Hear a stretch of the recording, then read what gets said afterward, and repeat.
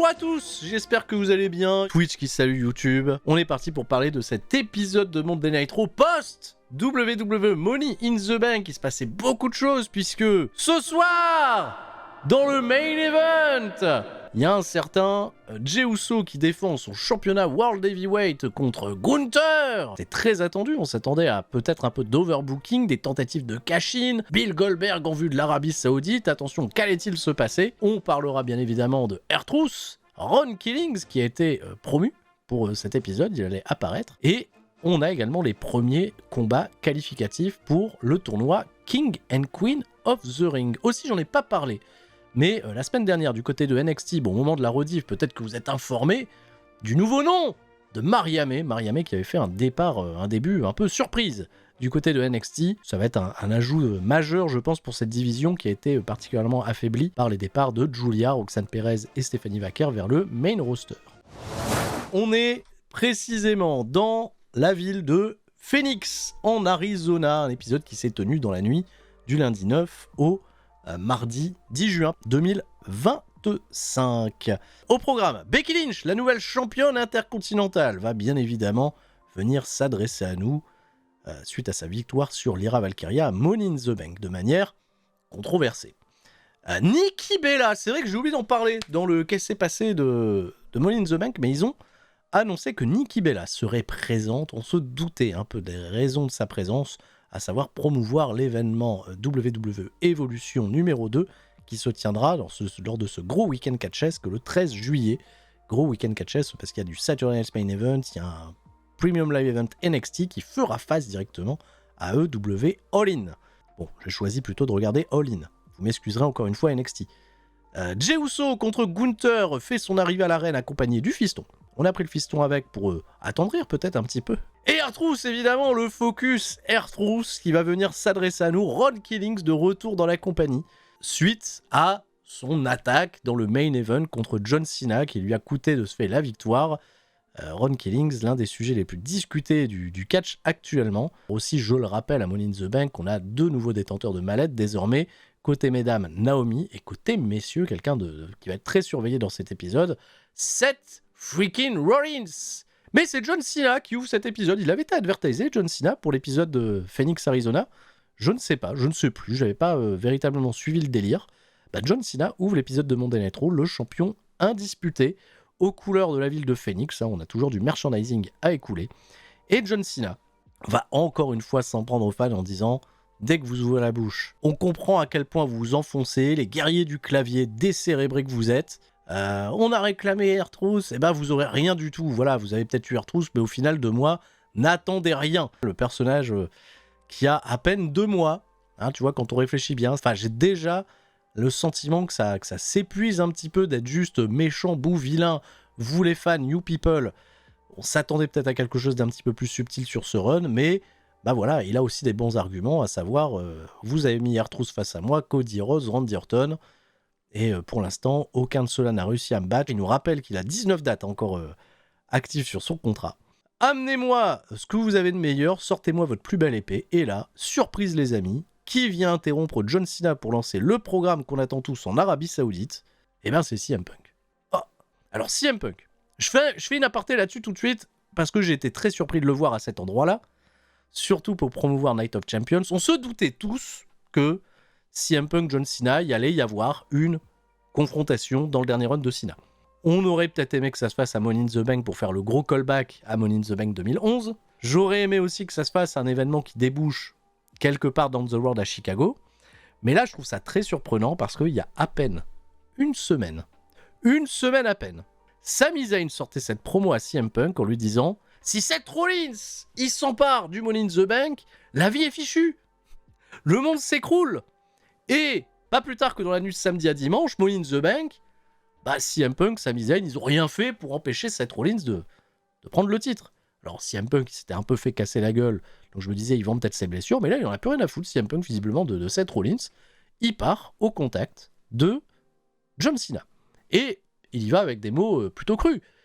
John Cena, t'es une déception pour tout le monde, je suis pas quelqu'un qui embrasse le cul du final boss, moi, je suis le champion en quelque sorte du peuple, je suis la voix du peuple, the voice of the voiceless, Il fait aussi quelques petits callbacks historiques à leur relation du passé. Il y a des petites rêves qui sont sorties, les fameux Red Sox de Chicago, les Yankees de New York. Et il veut mettre fin à tout ce cinéma, à toute cette mascarade. Il veut récupérer ce titre, mais il sait par quoi il va devoir passer pour aller récupérer ce titre. Ce titre, c'était pas sa convoitise quand il est arrivé à la WWE en premier lieu, parce qu'il savait que ce titre pouvait risquer de le transformer en quelqu'un qu'il ne veut plus être, à savoir le CM Punk qui a eu son run en 2012. Donc, mais il est prêt à redevenir un monstre pour mettre fin à la terreur, au règne de terreur de John Cena. Alors CM Punk challenge John Cena, c'était vraiment le bonhomme que tu penses être. Viens, on s'affronte, on règle ça, et John Cena accepte. Mais pas ce soir. Eh ouais, non. Pas ce soir à Phoenix, ce serait quand même un petit peu trop facile. Alors, bonne promo de CM Punk, la delivery, tout ça, c'est très très bon. Les points qu'il aborde sont plutôt cool. John Cena provoque CM Punk à venir l'affronter le 28 juin en Arabie Saoudite. Est-ce que t'es prêt à faire ça? Alors, je sais pas si WWE, ils ont voulu un peu maquiller le fait que CM Punk entretient une relation un peu complexe, on va dire, avec le pays de l'Arabie Saoudite, coucou le Miz, coucou le tweet.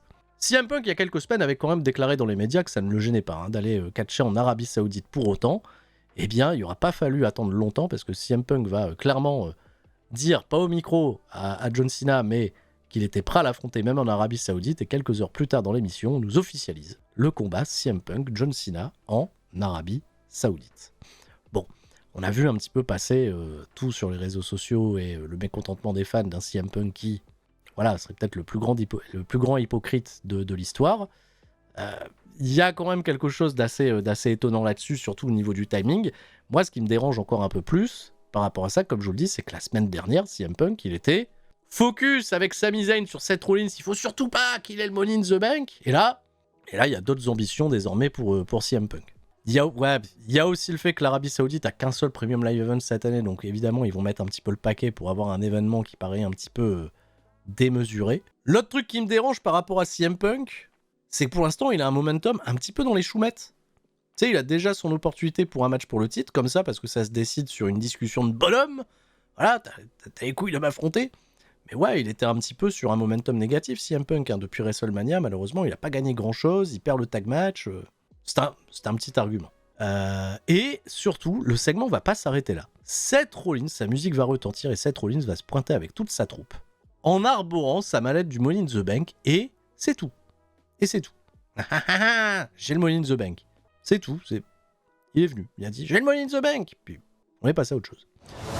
Nous a révélé le tableau des combats qualificatifs féminins puis masculins, avec des qualificatifs qui vont commencer dès aujourd'hui. C'est des combats Fatal 4-Way qualificatifs. Alors déjà que les 3-Way matchs pour qualifier les gens à Money in the Bank, c'était un petit peu la terre des opportunistes. Là, quand tu vois le tableau, bon là, pour la division féminine, on n'a pas trop le choix. On a mis un petit peu toutes les filles qui étaient disponibles pour faire des combats. Alors ce soir, on va déjà commencer avec le Fatal 4-Way qui opposera Rhea Ripley, Kairi Sane, Liv Morgan et Roxanne Perez. Très intéressant de revoir Liv Morgan et Rhea Ripley se confronter. Très intéressant aussi d'y mêler Roxanne Perez au vu de ce qui se passe. Donc c'est un très bon choix. Je rappelle que celle qui remportera le Queen of the Ring, comme celui qui remportera le King of the Ring, aura un title shot à SummerSlam. Tableau masculin. Sami Zayn, Penta, Bron Breakker, Mysterio, c'est pour tout à l'heure. Il y a également Randy Orton qui va faire son retour. Alors, annoncer le retour de Randy Orton, qu'on n'a pas revu depuis Backlash, juste pour le combat qualificatif du King of the Ring, ok. Avec LA Knight, yeah. Aleister Black et Carmelo Hayes. Donc, tu vois que des gens en plus qui ont des histoires entre eux, ça risque d'être un très très bon four-way match.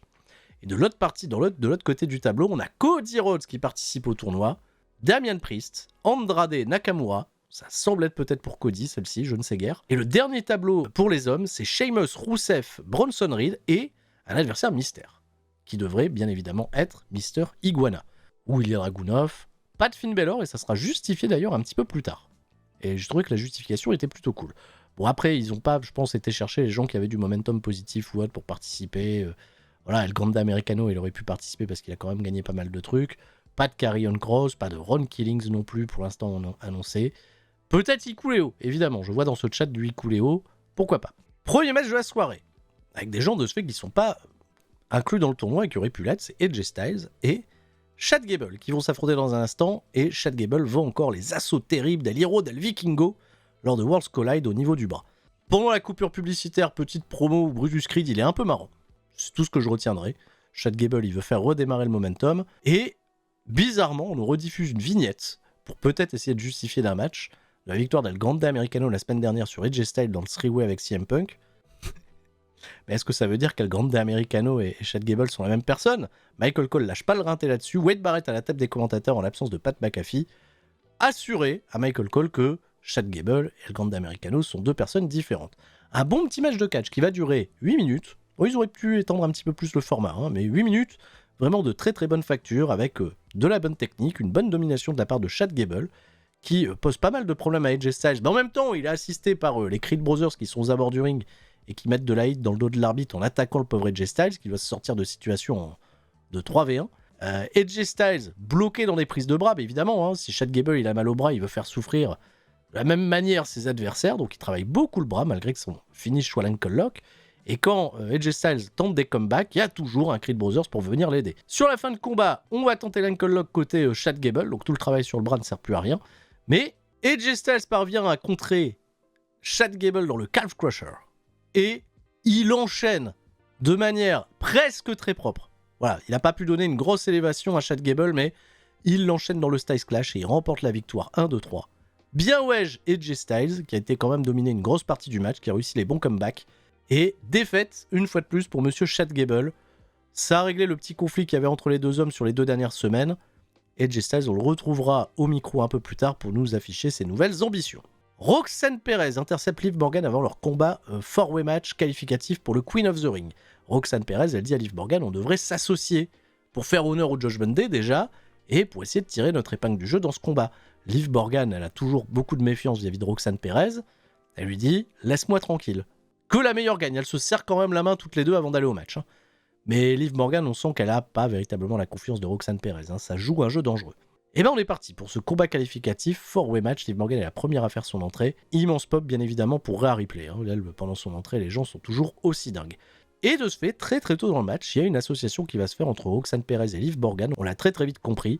Kairi Sane, Rhea Ripley, un peu livrée à elle-même, elles vont pas faire particulièrement d'alliance au début, elles vont se débarrasser des heals, elles vont faire quelques petites séquences, dont celle-ci qui m'amuse toujours beaucoup, la petite technique de Rhea Ripley pour rabattre son adversaire de manière un peu originale pour la terminer en souplesse arrière. Des fois j'ai envie de lui dire, meuf, fais juste une souplesse arrière, et on est bien, on est content quoi. Association Roxanne Perez, Liv Morgan, très efficace. Pour le coup, elle pose d'immenses problèmes à Kairi, à Rhea Ripley, elle leur mène la vie dure. Je me suis dit, aïe aïe aïe, dès lors qu'il y en a une qui va tenter de faire un tombé, etc., l'autre elle va se fâcher, tout ça, ils sont pas arrivés là. Il n'y a eu aucun contact physique ou miscommunication entre Liv Morgan et Roxanne Perez. Finalement, Liv Morgan, elle a bien aimé avoir l'aide de Roxanne Perez, je pense, pendant le combat. Il va y avoir quand même des bons comebacks de la part des babyface. Kairi Sane, je trouve qu'elle a brillé dans ce match. Elle a eu des retours aussi très très techniques et elle continue de grandir un petit peu en assurance. C'est certainement la catcheuse qui a le plus de momentum pour le moment qui participe à ce combat. Elle pouvait presque faire office de favorite. Rhea Ripley aussi dans ses comebacks, elle est très efficace. Rhea Ripley, parmi les catcheuses, elle fait partie de celles qui a l'un des meilleurs dropkicks, je trouve. Liv Morgan, elle va tenter en fin de match de la surprendre avec l'Oblivion, elle va être contrée dans son assaut. Elle se fait contrer par un Riptide et il y aurait pu y avoir compte de 3 puisque Roxanne Perez et Kairi Sane étaient aux abonnés absents. Raquel Rodriguez est venue sauver Liv Morgan. Pas de disqualification aux acrobats 4-way. Rhea Ripley s'est fait voler. Bagarre entre les deux, Kairi Sane elle en profite, elle dive sur tout le monde. Kairi, folie meurtrière, elle monte sur la 3ème corde. Insane elbow sur Liv Morgan, c'est la win assurée pour elle, pas du tout. Roxanne Perez arrive en filoute, elle porte un pin with bridge sur Kairi Sane, elle l'a bloqué, 1-2-3, victoire de Roxanne Perez. Je pensais que Roxanne elle allait voler Liv Morgan, assez intelligent pour pas semer tout de suite le trouble entre les deux. Ils vont garder ça un petit peu pour plus tard, mais c'était encore une fois une grosse victoire d'opportunisme. Belle récompense pour Roxanne Perez qui rebâtit de ce fait son momentum, en plus en battant Kairi Sane. Plutôt chouette, ça racontera des choses pour la suite. Et comme je disais, si on analyse un petit peu les tableaux tout à l'heure, je pense que ça va être une babyface face à elle du côté de SmackDown, donc ça se jouera probablement entre Michin, Jade Cargill. Je mets quand même ma petite pièce sur Jade Cargill, à moins qu'ils veulent faire arriver Roxanne Perez en finale du tournoi. Je pense plus que ça va être pour Cargill, une finale entre peut-être Cargill et Charlotte Flair. Je pense que c'est ce que WWE nous tease un petit peu depuis quelques semaines. Becky Lynch va venir s'adresser à nous backstage, elle croise Austin Theory et Grayson Waller qui s'embrouillent au loin. Petite embrouille entre les deux, on retombe un peu dans la subtilité. Nikki Bella, gros pro package pour nous annoncer qu'elle prendra la parole aussi un petit peu plus tard. Ça réintroduit un petit peu qui est Nikki Bella, qui a énormément de fans sur la planète. Je sais que tout le monde sur cette chaîne, en tout cas dans cette commune, n'est pas réceptif à Nikki Bella, mais ça reste quand même une immense star, globalement, quoi qu'on en dise. On la voit justement backstage, elle est ravie de retrouver les filles qui servent à rien, Maxine Dupri, Natalia. Alors je dis pas qu'elles servent à rien, c'est qu'aujourd'hui leur écriture les aide pas forcément, mais bien évidemment, on aime tous Tatinati et Maxine Dupri. Et elle croise Yoskai qui est en train de réconforter Kairi Sane, qui en a rien à foutre de Nikki Bella, elle se casse. Et il y a un petit échange entre Yoskai et Nikki Bella qui se termine quand même en Yoskai qui remercie Nikki Bella d'avoir pavé le chemin avant elle pour pouvoir être la star qu'elle est aujourd'hui. C'est un peu mignon dans l'esprit, c'est un peu mignon. Bah allez, bon. On réécrit un petit peu les codes. Je pense qu'elle n'avait pas trop besoin de Nikki Bella, Yoskai, mais bon, que voulez-vous. Elle a quand même fait partie du mouvement de révolution féminine à la WWE. Et elle fait partie de celles en plus de ça qui ont vraiment transitionné de l'ère des divas à l'ère du catch. Elle se démerdait pas trop mal, Nikki Bella. Lâcher un petit peu le rinté là-dessus, Nikki Bella, c'est pas la pire. Allez, Becky Lynch. Oh, Becky Lynch, elle est étonnée. Pourquoi on lui chante pas You Deserve It? Pourquoi j'ai pas un bel accueil alors que je suis votre nouvelle championne intercontinentale? Elle a repassé en vue tout son CV. Ah oui, ça c'est le truc classique des heels. J'ai été dans tous les plus grands moments marquants de cette division féminine. J'ai été la première à Main Event et Mania, à détenir les 2 titres, etc. Enfin bon, elle nous fait vraiment toute la déballe totale pour se mettre en avant, se rendre agaçante. Elle le fait très très bien. Le public est toujours réactif à ça. Et maintenant qu'elle possède le championnat intercontinental, elle estime que c'est le championnat le plus pertinent à la WWE. Êtes-vous d'accord? Yosuke, il n'y a pas grand monde qui lui court après depuis quelques semaines. Après, on n'organise pas un tournoi King and Queen of the Ring pour aller affronter Becky Lynch, par contre. Ça, elle exige que Lyra Valkyria vienne à nouveau lui lever le bras, parce que à Money in the Bank, elle lui a levé le bras, mais elle l'a fait de manière un peu désinvolte. Elle a tiré fort sur son bras, il a fallu lui dépouetter une épaule. Ça se fait pas. Puis après, elle m'a attaqué. Elle voulait me tuer. Non mais oh, c'est pas très sportsmanship tout ça. Donc Lyra Valkyria, pointe-toi. On refait le lever de bras, s'il vous plaît. Et Lyra Valkyria va faire son entrée. Lyra Valkyria, elle a un acting très bizarre quand elle arrive sur le stage d'entrée. T'as l'impression qu'elle est un peu constipée. Je sais pas. Revoyez les images. Sauf qu'on s'attendait pas à ça, mais Bayley. Oh, ça y est, c'est parti. Bayley, elle a enfin fait son retour. Ils ont pas attendu Money in the Bank, ils l'ont fait à Monday Night Raw. Peut-être un retour qui va être un petit peu oubliable au vu de l'immensité d'informations qu'il y aura dans cet épisode, ce qui est un peu dommage. Mais Bayley, ça y est, enfin, elle rapplique et elle s'en prend violemment à Becky Lynch. Ça se fait... Bon, ça grille peut-être la priorité à Lyra Valkyria pour avoir son rematch. Becky Lynch, elle va faire mine de fuir. Lyra, elle va la remettre dans le ring. Le petit moment était un peu cool. Bayley, elle va tenter son finish, mais Becky Lynch va finir par prendre la fuite. Bayley a fait son retour, ce qui est pas plus mal, qui a une bonne énergie de babyface, quoi qu'il en soit. Les cheveux violets, ça lui va très très bien. On dirait Layla dans Futurama. Pas bien, mais elle a 2 yeux. Et là, oh, le Capuche Club. Le terrain se fait envahir par le Capuche Club. Qu'est-ce qui se passe? Michael Cole, Wade Barrett, un inconnu arrive.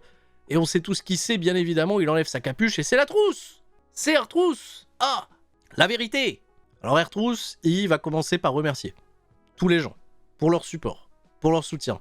Votre voix a été entendue. Je suis de retour. Jamais faut vous laisser croire que vous n'avez pas le pouvoir. Tous ceux qui vous disent ça, ils vous mentent. Et moi, je suis là pour établir les faits, rétablir la vérité. Il a beaucoup parlé de vérité. Mais il veut désormais qu'on se souvienne de lui, plus comme R-Trousse, parce qu'il estime avoir été trop gentil, trop sympa, un peu trop déconnant, tu vois, dans sa carrière. Et désormais, il veut être pris au sérieux. Alors, pour marquer le changement, il va faire un truc pas banal, le frérot. Il va sortir une paire de ciseaux et il va se couper les dreads devant nous. Oh, il se coupe les veuches. Il ressemble au chanteur de Prodigy et il se barre. Alors, quid? R-Trousse, ils l'ont juste laissé venir faire un statement, ça a duré 2 minutes. Le mouvement est très très bien, parce que t'as les gens ils sont choc-barre, wow, le nouveau R-Trousse, qu'est-ce qui se passe? Run Killings. Alors c'est très très bien d'ailleurs qu'il fasse valoir justement son vrai nom plutôt que son nom de scène pour, je pense, après que sa carrière soit terminée, pour faire valoir plus le nom de Run Killing. Je pense que c'est un bon accord qui a été trouvé avec WWE de ce côté-là. Il n'y a pas véritablement de direction palpable au futur programme. Il y a John Cena qui est venu en début de show, là apparemment R-Trousse il en avait rien à foutre. Bon, ça c'est un peu dommage. C'est pas forcément, tu vois, cohérent. Je pensais qu'R-Trousse il viendrait pour défoncer la gueule de John Cena. Après, est-ce que WWE, ils avaient prévu de refaire revenir R-Truth? On sait tous que non, hein, on sait tous que pas du tout. Donc il va falloir le caser, le rendre pertinent au milieu de plein de petits nouveaux segments, mais un peu curieux de savoir quelle sera cette nouvelle proposition, s'il peut encore s'amuser pendant 1 an ou 2, nous raconter des trucs, avoir peut-être un petit peu plus de liberté créative pour raconter une autre version de lui-même. Allez, vas-y frérot, on te fait confiance, on verra où ça va. C'est plutôt cool. Et il précise bien évidemment à la fin « The truth set me free », pour reprendre la fameuse phrase qui avait sorti à l'époque de son heel turn. Ouais, c'est vrai, il y a peut-être un petit côté heel à la promo, dans le sens où ça suffit les conneries, vous allez m'appeler par mon vrai nom. Bon, je pense pas que down the road ils vont le tourner heel, mais il y a un petit truc quand même. Vestiaire du Judgment Day, Finn Balor, il s'étonne que Dominic Mysterio il a un combat qualificatif pour King of the Ring et pas lui. Et Dominic, il lui fait, bah écoute, ça a été vu avec Adam Pearce, toi t'as eu un combat qualificatif pour Money in the Bank, bah moi je fais King of the Ring. Et Finn Balor, au lieu d'être frustré là-dessus, il fait, bah je suis content pour toi. Voilà, toujours avec son petit sourire, on sent que ça cache quelque chose. Hein. Finn Balor, il est sur le point d'exploser. Il félicite bien évidemment Roxanne Perez pour sa belle victoire tout à l'heure. Elle reçoit aussi les félicitations de JD et de Dominic Mysterio. Finn Balor, il pousse un peu pour que Dominic Mysterio il félicite Roxanne Perez. Et là, Liv Morgan, elle rapplique. Et Liv Morgan, elle est pas contente puisque c'est sa rivale. Pas assumée, mais sa rivale quand même, on sait très bien, qui a remporté le match. Roxanne Perez, elle fait, écoute... on a essayé de s'associer pendant tout le match, t'as vu, j'ai tenté de t'aider, jamais je me suis retourné contre toi, j'avais juste l'opportunité de... Liv Morgan, elle fait « Ok, c'est très bien », elle lui dit félicitations, mais tu sens qu'elle en pense pas moins, elle est quand même assez vexée de sa défaite, Liv Morgan. Ouh là là, une femme en colère. Évidemment, Finn Balor, il est MDR. Pour lui, ça se passe exactement comme il l'a planifié, il est toujours aussi drôle, mais il catche pas. Bon, quand il catche, c'est pas mal, hein. C'est un bon catcheur quand même. Penta fait son arrivée, c'est parti, c'est le four-way masculin qui commence dans un instant. Penta de Smooth Operator. En plus, dans un four-way où il y a quand même du beau monde. Hein. Dominic Mysterio, dans ce genre de combat, vu qu'il a gagné un four-way pour le championnat intercontinental, il devrait peut-être être un peu avantagé. Il y avait Braun Breaker en plus de ça dans ce four-way, donc c'est pas banal. Il y avait Penta également dans ce four-way, c'est pas banal. Il y a juste Sami Zayn qui remplace Finn Balor. C'est un peu la redite de WrestleMania. Il y a un pro package pour Mister Iguana. Oh 30 secondes, promo package, Mister Iguana, ok, la sensation de Worlds Collide, le catcheur, peut-être après R-Truth ce week-end le plus discuté sur les réseaux sociaux. WWE, ils ont également hypé le fait que l'événement Worlds Collide était l'un des événements les plus suivis en direct sur YouTube de leur existence. En tout cas, très très bon move, quoi qu'il en soit. Soy una serpente. Et par contre, ils n'ont pas annoncé. On sait pas. Juste promo package, mais pas pour dire il est la semaine prochaine à Raw, il est... on sait pas, mais... Ils n'ont pas fait ce promo package de manière anodine. Vous vous en doutez tous. WWE, il serait très intéressé à l'idée de faire réapparaître Mister Iguana. C'est leur nouveau jouet. Ça va être le nouveau Joe Hendry. Voilà, on a fini avec Joe Hendry maintenant, c'est bon. On a Mister Iguana. Ça y est, je vais encore être chiant avec Joe Hendry. Ça se trouve, il va se pointer avec une peluche lui aussi dans une semaine à la TNA. Vas-y, reprenez-moi. On va acheter plein d'iguanes là en plus, ça va être la folie. Alors, backstage, on part à la pub, retour de pub, il y a un match qui est censé commencer, mais non, on va backstage. On va voir Seth Rollins qui donne ses dernières consignes à Braun Breaker. Bon, maintenant qu'ils ont le Money in the Bank, ils sont en pleine confiance. Ça encourage Braun Breaker avant son match qui fait un petit cri un peu étonnant. Ouh, c'est un bon garçon ça. Sami Zayn, qui fait pas office de favori malheureusement, mais allez, hein, c'est quand même pour aller en Arabie Saoudite. T'es bien vu là-bas mon Sami. On espère qu'il peut s'en sortir. Et Braun Breaker, qui sur le papier fait office de favori. Mais bon, c'est un four-way, il faut être opportuniste, donc ça c'est peut-être un petit peu moins sa cam. Ça sera, je pense, ce match une manière de protéger Braun Breaker s'il vient à perdre. Parce que vraiment, les premières minutes de match, coupure publicitaire incluse, Braun Breaker, il gère un 3v1 d'une excellente manière. Il mène la vie dure à absolument tout le monde, il retourne toute la planète. Là, tu te dis, c'est un petit peu trop facile pour lui, quoi. Les autres paraissent très très faibles à ses côtés. Ils vont quand même finir par s'associer à 3, mais de courte durée. Hein. Ils arrivent quand même un petit peu à corriger Braun Breaker pour un petit peu calmer les ardeurs. Et à partir de là, vraiment, le match a été un peu un bijou, quoi. Il y a beaucoup de très très chouettes spots qui vont s'enchaîner. Il y a une chimie assez palpable entre tout le monde et tout vit à un excellent rythme avec d'excellentes réactions de la part du public. La fin de match est particulièrement goldée, j'ai trouvé. Il y a eu quelques faux finishes avant ça.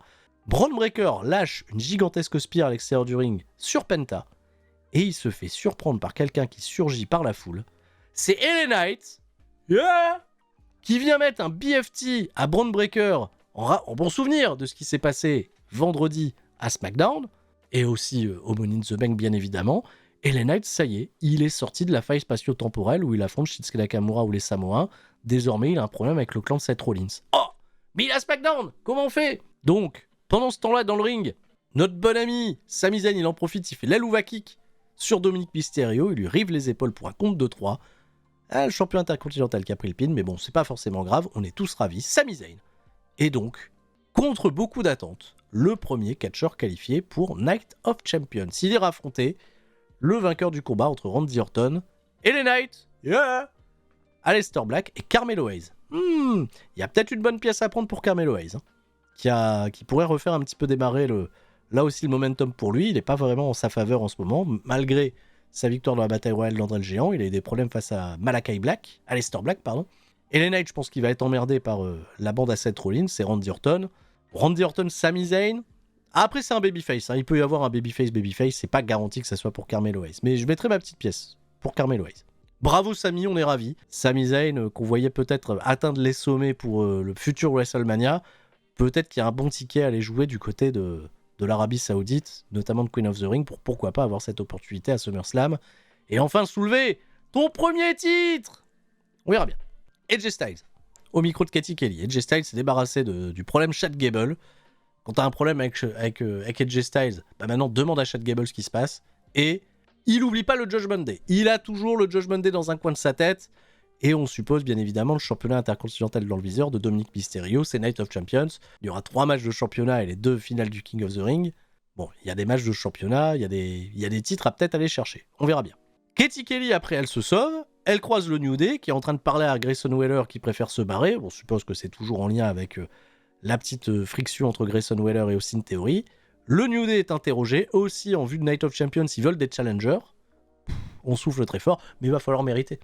Bon, là, il y a Pete Dunne, Tyler Bate qui se préparent un petit peu du côté de Main Event. On les rôde un peu. Il y a peut-être d'autres équipes qui vont débarquer, mais c'est vrai que la division par équipe, là, elle revient un peu au point mort. On verra bien. Ils sont un peu pénibles. Et Sami Zayn backstage, il croise Karrion Kross, le spécialiste des segments backstage, qui dit à Sami Zayn, je suis fier de toi. Pourquoi il dit ça? Bah ouais, parce que t'as utilisé l'aide de LA Knight pour gagner un match. Voilà, Sami, tu vois, quand je dis que t'es pas quelqu'un de gentil, que t'es pas aussi sportif et aussi fair play que tu le prétends, tu t'es servi de l'aide d'un autre pour gagner ton match. Voilà, Sami, tu peux le faire. Très très bon, Karrion Kross, excellent. Sami Zayn, il est vexé. Il fait pas du tout. J'ai gagné parce que j'étais le meilleur. Et tu commences à me courir sur le haricot. Fais gaffe à ton cul, Karrion Kross, je pourrais venir m'occuper de toi. Alors ça fait depuis des semaines, des mois, depuis janvier que Sami Zayn, il menace Karrion Kross, mais on n'a toujours rien vu. Il se barre. Karrion Kross, il fait le Sami Zayn. La petite bouille de Karrion Kross là qui se paye un petit peu la tête de Sami, ça c'était rigolo. Mais on n'avance pas, on est au point mort. À part le petit argument qui était plutôt bien. Peut-être que Karrion Kross va offrir la couronne à Sami et que ça posera problème à Sami. On verra bien. On verra bien. Ah oui, j'ai oublié de le dire aussi, mais ça a été révélé officiellement lors du Money in the Bank que WrestleMania 42 sera de nouveau à Las Vegas les samedis 18 et dimanche 19 avril. Il n'y a pas véritablement de raison expliquée quant à la déprogrammation de WrestleMania 42 à la Nouvelle-Orléans. Je pense que Las Vegas avait plus d'argent à mettre sur le papier que la Nouvelle-Orléans. Alors comme Las Vegas, ils veulent avoir tous les gros événements, on prend également WrestleMania une 2e année de suite. Et ça tombe bien, Triple H, il a dit « J'adore travailler à Las Vegas. On se fait plein d'argent. » Par contre, la clim, faites gaffe. Si vous allez là-bas, faites gaffe à votre gorge parce que la ville est climatisée absolument partout. Beaucoup de gens qui étaient à Vegas, qui n'ont pas l'habitude des endroits hyper climatisés, ils ont été un peu choc-barre. La semaine prochaine, Raw Netflix, Queen of the Ring, Fatal 4-Way, Asuka, elle a eu un petit promo package. Elle fait son retour. Elle affrontera Ivy Nile, Raquel Rodriguez et Stephanie Vaquer. Alors là, je suis très curieux de savoir qui l'emportera entre Asuka et Stephanie Vaquer qui font office de favoris sur le papier. Autre 4-Way avec Sheamus, Rousseff, ça tombe bien, ils voulaient se croiser les deux. Et Bronson Reed, on a des gros messieurs. Et qui sera le dernier participant? Mystère. Alors si c'est Mister Iguana qui arrive à cet endroit-là, ça va être rigolo. Je sais pas, pronostiquez, qui voulez-vous voir? Qui sera le participant mystère? Austin Theory pour la déconne, Ricky Starks en provenance de NXT, Ricky Saints on devrait dire, Akira Tozawa, Roman Reigns, qui viendrait bosser à Monday Night Raw dans un 4-way match déjà. Oh, Là, vous demandez beaucoup de choses. Ilya Dragunov. Peut-être retour prévu plutôt du côté du mois de septembre. Au niveau de sa convalescence, c'est peut-être complexe. Peut-être Ron Killings. On découvrira. C'est un peu surprenant qu'ils aient mis un participant mystère, un participant surprise. Ça promet un beau petit happening. Nikki Bella. La voilà celle-ci. Bien accueillie par les fans. Très ravi de voir le retour de la reine de cette époque lointaine. Nikki Bella, Hall of Famer, je le rappelle. Elle remercie les fans pour leur soutien. Elle est là pour promouvoir l'événement WWE Evolution numéro 2 le 13 juillet. Elle ne s'en cache pas. Et elle est ravie de voir que il y a tout un nouveau vestiaire avec des femmes incroyables comme Bianca Belair, Io Sky, Rhea Ripley, et aussi une nouvelle génération avec des Stephanie Vaquer, des Julia, des Roxanne Perez. Elle est très fière d'être de retour là, et elle a oublié de citer quelqu'un qui est pas contente. C'est Liv Morgan. Je m'attendais pas à ce que ce soit Liv Morgan qui vienne interrompre Nikki Bella. Liv Morgan, vraiment sale soirée pour elle. Elle vient se plaindre. T'as pas dit mon nom, alors que j'ai été championne, alors que je suis toujours championne par équipe.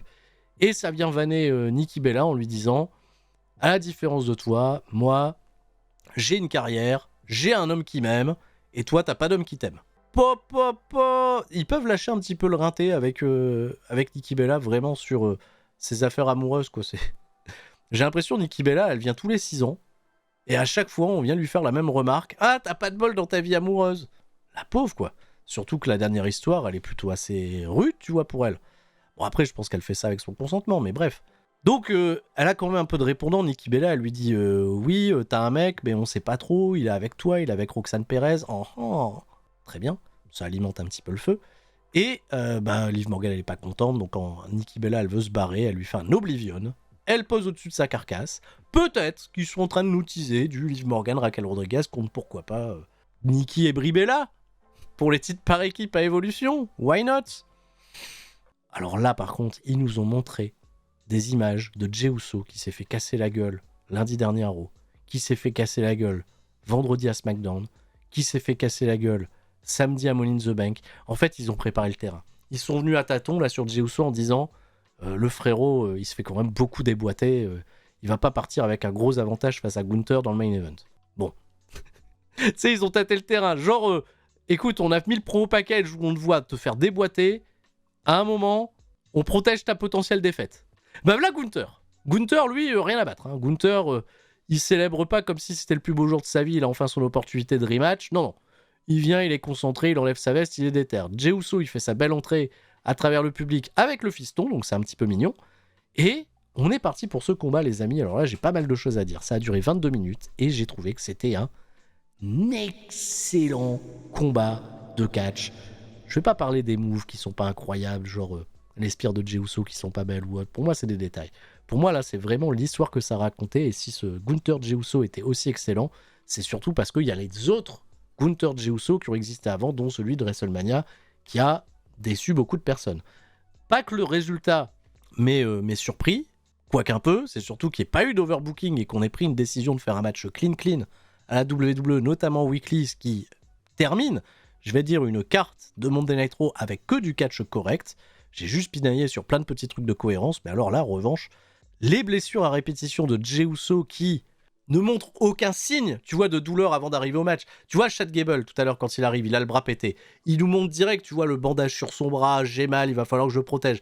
Jey Uso, il laisse rien transparaître de toutes les grosses défaites humiliantes qu'il s'est mangées récemment avant d'arriver face à Gunther. Il pose des gros problèmes à Gunther qui est dans le traumatisme du putain, j'ai abandonné sur la sleeper hold, donc Jey Uso, dès qu'il peut la caser, il la tente. Et Gunther, il doit rester sur ses gardes, il est obligé de battre en retraite, c'est une défaite psychologique déjà de rouler à l'extérieur du ring. Jey Uso pète la confiance, on revient dans le ring, ça se poursuit encore, Jey Uso il continue de mener la vie dure à Gunther, et j'ai trouvé que, tu vois, quand je parlais de phase de shine hier pour Money in the Bank, là c'est une vraie très très bonne phase de shine pour Jey Uso. Gunther, il a des problèmes, encore une fois bloqué dans la sleeper, il met un violent coup de coude, un peu rude, pas très réglementaire, puisque normalement on est censé casser la prise quand on est dans les cordes, pour reprendre l'avantage sur Jey Uso. Et à partir de là, les frères, merci le travail des body parts, comme on dit dans le catch, Jey Uso meurt pas tout de suite, il arrive à avoir des comebacks, il fait un crossbody de la 3e corde. Et en faisant son crossbody, là c'est trop pour lui le ref, ses côtes, après tous les assauts qu'il s'est mangés dans la semaine écoulée, il en peut plus, il a mal. Et il y a des plans de caméra incroyable sur la gueule de Gunther qui capte que Jey Uso, il est blessé aux côtes et c'est pour ça qu'il est en t-shirt. Il veut camoufler le fait qu'il soit blessé aux côtes. Et là, Gunther, il réalise, l'arbitre, il vient lui poser la question et tout, à Jey Uso, ça va, tu vas bien et tout, pourtant c'est toi qui as pris la prise. Et là, Gunther, en fait, ça y est, il a son opportunité d'aller taper là où ça fait mal, il va enlever le t-shirt, il va enlever les bandages, il va commencer à martyriser le pauvre Jey Uso. Superbe avec ce Jey Uso qui, comme je le dis souvent, Jey Uso, c'est un catcheur, ok, il est pas complet sur un milliard de trucs, mais qu'est-ce qu'il meurt bien, qu'est-ce qu'il est capable de nous faire ressentir, tu vois, sa détresse dans les matchs, sa détresse physique, ça me régale, ça me régale. Et on se doute qu'à chaque fois qu'il va avoir un comeback, désormais, ça va être héroïque. Tout à l'inverse de ces comebacks totalement oubliables à Money in the Bank, c'est ça qui est fou. Et Gunther, c'est le bon adversaire pour ça. Quand il a ses comebacks qui sortent de souplesse arrière de Jey Uso, qu'est-ce qui se passe? Sur Gunther, faut le peser, faut le lever quand même. Oh, je fais des petites ellipses, il y a du back and forth, à toi, à moi, on se met des droites. Jey Uso, il est toujours un petit peu staying alive, même si il se fait un petit peu casser la gueule, il essaye toujours de montrer qu'il est vivant. Il met une très moche spire. Sa première spire, elle est vraiment pas belle. Mais bon, c'est pas le sujet. Il va sur la troisième corde, il fait son splash 1-2 dégagement. Ok, déjà le combo spear splash, Gunther, il est paré. Il est rodé, ça se dégage, c'est un match de championnat. On sait que les finishing moves de Jey Uso sont pas des plus protégés à la WWE. Il veut se préparer pour mettre une autre spear, il se fait contrer par une immense lariat de Gunther qui commence à sortir les assauts un peu plus violents. Dégagement 1-2 après une tentative de powerbomb. Super Jey Uso, bel effort encore une fois. Gunther, il met une spear à Jey Uso. Ah ouais, tu m'as volé ma slipper. Tiens, je te vole ta spear. Il fait une belle spear, Gunther, correct, ça va. Il tente le tomber derrière. Jey Uso se dégage encore. Ça continue de souffrir, évidemment. Ça allait se régler derrière avec des slippers, mais pas pour tout de suite. Jey Uso, il réussit à nouveau une spear. Il monte sur la troisième corde, cette fois-ci Gunther esquive et Jey Uso s'éclate encore un peu plus les côtes. Là, c'est l'ouverture pour Gunther, il est parti. On est dans un work sur une sleeper hold qui était fantastique. Parce que elle est jamais arrêtée au sol, ça se relève, parce que Jey Uso, il est combatif. Ça se relève, ça repart au sol, ça tente d'aller dans les cordes. Quand Jey Uso est à les cordes, Gunther, il le ramène tout de suite, il est censé casser la prise, donc il gruge toujours un petit peu, il exploite un petit peu on va dire la jurisprudence arbitrale, hop, il le ramène au centre du ring. Jey Uso il se bat, il réussit à se remettre debout, il parvient à lui aussi porter une sleeper à Gunther qu'il met dans un état de panique total. C'est vraiment le gros trauma de Gunther, c'est ça, c'est la sleeper hold. C'est quand même incroyable que dans son histoire, il ait perdu ses deux titres les plus importants. Le titre World Heavyweight et le titre à l'époque NXT UK contre Ilya Dragunov sur des sleeper hold. C'est le trauma de Gunther, les sleeper hold. Il parvient à s'en sortir, il fait les gros hammerlock elbow. Et la dernière sleeper, malheureusement, elle est fatidique pour Jey Uso. Il n'y aura pas d'intervention de qui que ce soit. Gunther vient de battre Jey Uso. 22 minutes 05. Superbe, impeccable. Choix de vainqueur de se faire un peu étonnant. Je m'attendais à ce que Jey Uso il puisse un petit peu enchaîner les succès, que le règne aurait pu durer plus longtemps, mais c'est pas grave. Ça racontait ce que ça racontait de Jey Uso. Il n'aura pas eu des grosses défenses de titre, mais il a créé un bel enthousiasme, une belle euphorie de la part du public. Et Gunther revient régner en maître sur la WWE. Évidemment, c'est un Gunther qui ressort pas affaibli, donc Seth Rollins, il n'y a pas de raison de tenter des cash-in à ce moment-là, tu vois, même s'il a des mecs pour l'épauler, il a Braun Breaker, il a Bronson Reed, mais on va laisser un peu vivre le règne de Gunther, en tout cas, qui célèbre ça pendant que Jey Uso est consolé à l'extérieur du ring pour la belle image par son fils. C'est ainsi que s'achève Monday Night Raw. Il y a eu un petit discours de Jey Uso post-show qui était plutôt chouette, où il a félicité Gunther pour son travail, c'était le meilleur catcheur, il mérite qu'on l'applaudisse. Il a tout donné, il remercie le gros enthousiasme du public, toute l'énergie qui a été donnée. Enfin, il a totalement accepté sa défaite, Jey Uso, très sport. Et ça a été repris derrière, tiens, je vais en parler viteuf, dans le Raw Recap, pas celui-ci, celui de Sam Roberts et de Megan Morant. Gunther a réagi à sa victoire et il a dit des mots, j'ai trouvé le frère incroyable, genre, quand j'ai gagné, il n'y a personne pour me dire you deserve it ou me taper dans la main, tu vois, tous les gens sont partis. Je cherche pas à me faire des amis, je cherche juste à être le meilleur compétiteur. Je me bats, Jey Uso a été solide face à moi, je le reconnais, je reconnais ma défaite de la dernière fois, mais ça pouvait pas s'établir sur du long terme. C'est pas un sprint, c'est un marathon. Gunther veut juste être le meilleur, être compétitif, et j'aime bien en fait que dans tout le milieu de WWE, qui est voilà quand même sujet à beaucoup d'overbooking, de personnages un petit peu grandiloquents, etc., de grosses backstories, d'histoires, de storyline, il y ait un personnage comme celui de Gunther qui règne de se faire un petit peu en boss et qui se mêle de rien à part juste je veux être le meilleur. Et il n'a pas, tu vois, recours à des gruges particulières dans ses combats, en tout cas des gruges trop visibles, juste des petits mouvements de roublard. Et le mec, voilà, il se désaltère avec du lave-glace, quoi. C'est pour vous dire à quel point le mec est déter, quoi. Voilà. L'amour du jeu, vraiment Gunther, le catcheur de l'amour du jeu. Et avec cette victoire de Gunther, évidemment que la belle histoire de Sami Zayn à SummerSlam, elle peut être envisageable, hein. Ça peut être quelque chose, hein. Ou Ilya Dragunov, évidemment. On pourra peut-être rêver, hein, Ilya Dragunov, Gunther, un de ces jours. Mais Ilya, je pense qu'il faudra quand même un peu travailler en amont. Parce que ses premiers passages main roster, il n'a pas encore totalement connecté avec la grande audience. Il y a beaucoup de fans très très vocaux pour lui sur les réseaux. Mais un peu moins malheureusement dans les salles aux États-Unis. Si ça se fait en Europe, évidemment, ça serait une autre dinguerie. C'est peut-être un bon endroit pour faire revenir Ilya Dragunov. Moi, je pense à Paris, la Défense Arena, pour le Monday Night Raw post-Clash in Paris. Hein. S'il n'est pas prêt avant, ils ont annoncé septembre, on peut rêver. On peut rêver. Zayn Gunther, il y a un scénario qui serait incroyable. Je suis pas en train de le prédire ou quoi que ce soit, hein, mais si Sami Zayn bat Gunther pour le titre, et qu'après ça, Seth Rollins cash in et laisse pas Sami Zayn profiter de son moment, ça écrit du Sami Zayn, Seth Rollins, en vue de WrestleMania, comme ça, quoi. Ça peut être bien, hein. Ça peut être très bien. Peut-être on prend un peu nos rêves pour des réalités. On verra bien. On découvrira. Et voilà, quand il faut le dire, des fois, Monday Night Raw, c'est très bien. Un gros -1 sur la cohérence de CM Punk, John Cena qui arrive et qui sort de mon cul pour aller en Arabie Saoudite et poser pas mal de problèmes d'éthique vis-à-vis de CM Punk ou autre. Ok. Il en a plus rien à foutre de Seth Rollins. Seth Rollins, visiblement, il y a une semaine, c'était le diable s'il gagnait le Money in the Bank, mais finalement, il fait pas grand-chose. Bon. On verra bien. Épisode qui a été globalement assez agréable à suivre. C'est la fin de ce Raw Recap. Merci à tous de l'avoir suivi. Merci pour votre force. Merci pour votre énergie. Et je vous rappelle qu'on se retrouvera samedi pour le SmackDown Recap pour live sur Twitch, mais surtout dimanche pour Live React à partir de 8h du matin. NJPW Dominion. Encore une fois, ça sera illustré sur YouTube avec des images qui n'ont rien à voir. Hein, merci à la New Japan. Et vous pouvez faire vos prédictions d'ailleurs pour l'événement NJPW Dominion sur universcatch.com/prono. Et oui, ils ont mis Dominion dans les prédits. Merci à eux, merci pour le Japon. C'est tout pour WAM, restez forts. Ciao YouTube!